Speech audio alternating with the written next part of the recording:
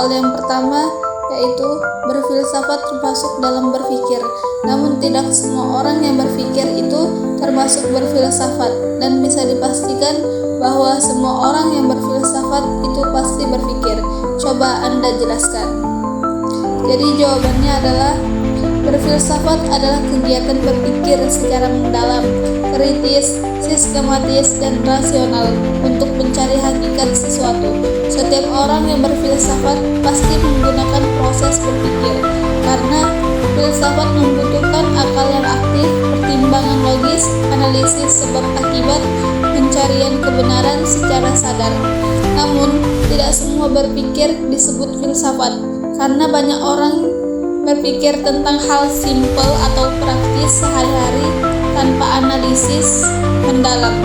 Jadi dapat dipastikan bahwa setiap orang yang berfilsafat pasti berpikir, sebab filsafat adalah bentuk tertinggi dari penggunaan akal untuk memahami realitas atau kenyataan.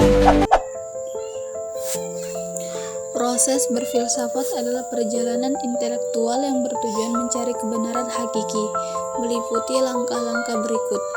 Dongeng dan tahayul dapat melahirkan ilmu pengetahuan. Pada awalnya, manusia menjelaskan alam dengan dongeng dan tahayul. Ketika manusia mulai meragukan kebenaran mitos tersebut, muncul keinginan mencari penjelasan yang lebih logis. Dari proses mempertanyakan itulah lahir cara berpikir rasional yang menjadi dasar filsafat dan ilmu pengetahuan.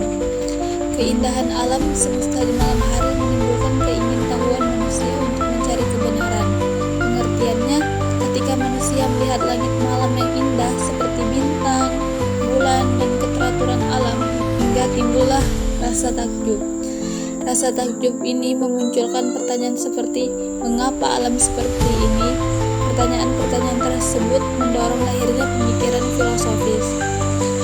Angan-angan melahirkan filsafat. Dari rasa heran dan keingintahuan, akal mulai bekerja secara spekulatif atau berangan-angan dan reflektif. Ini adalah aktivitas perenungan bebas dan radikal yang melampaui data empiris dan pengetahuan sehari-hari, mengarah pada pembentukan konsep-konsep filosofis. Jawaban untuk soal ketiga, perubahan konsep berpikir dalam sejarah filsafat menunjukkan evolusi dari fokus pada alam luar hingga fokus pada manusia dan ketuhanan. Periodisasi filsafat Yunani beserta tokoh dan pemikirannya yaitu Pra-Sokrates atau masa alam, kosmos, fokus pada kosmologi, berpikir mencari arke atau asas mula, alam, contoh, Thales, air, Heraclitus, api, Sokrates atau masa manusia atau etika. Fokus bergeser ke antropologi dan etika, berpikir mencari definisi universal dan kebaikan moral. Kenalilah dirimu sendiri.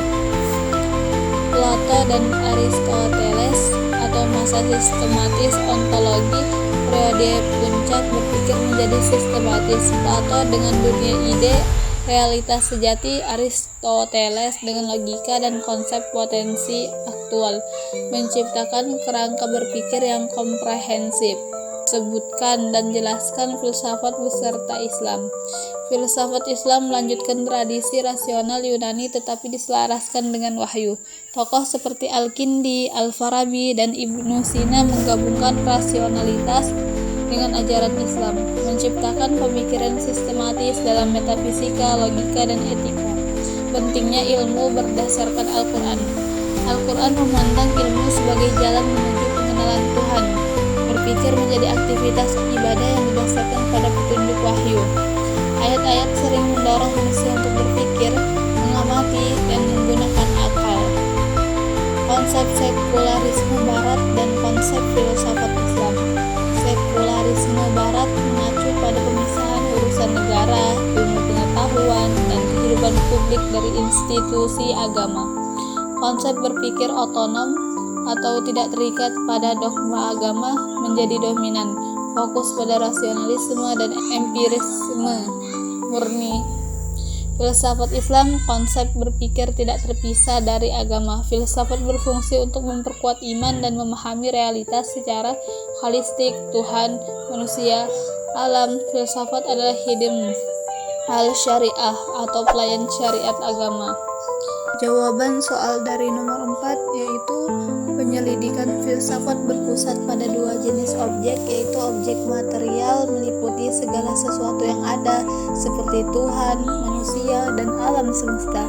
Filsafat mengambil keseluruhan realitas sebagai lapangan studinya, dan objek formal adalah sudut pandang radikal yang mencari hakikat terdalam dan sebab yang paling akhir dari objek material tersebut. Pembagian cabang utama filsafat berdasarkan penyelidikan objeknya. Filsafat dibagi menjadi dua kategori utama, yaitu filsafat teoritis, mencari kebenaran, metafisika atau ontologi, mempelajari ada sebagai ada, hakikat realitas, epistemologi, mempelajari sumber, batas, dan validitas pengetahuan, dan filsafat praktis, yaitu mencari nilai dan tindakan. Aksiologi mempelajari nilai, dibagi menjadi etika, mempelajari nilai moral baik dan buruk, estetika, mempelajari nilai keindahan, logika, mempelajari aturan untuk berpikir secara benar dan valid. Jawaban dari soal kelima yaitu filsafat berfungsi sebagai fondasi normatif dan kognitif yang mendasari dan mengarahkan kerangka berpikir seseorang sebelum ia memutuskan untuk bertindak.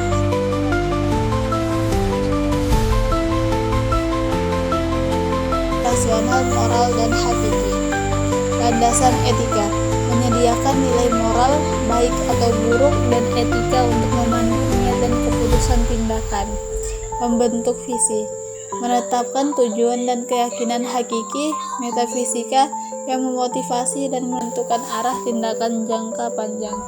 Alat analisis melatih logika dan epistemologi untuk menganalisis situasi secara mendalam, mengevaluasi bukti, dan memprediksi konsekuensi secara sistematis sebelum mengambil langkah.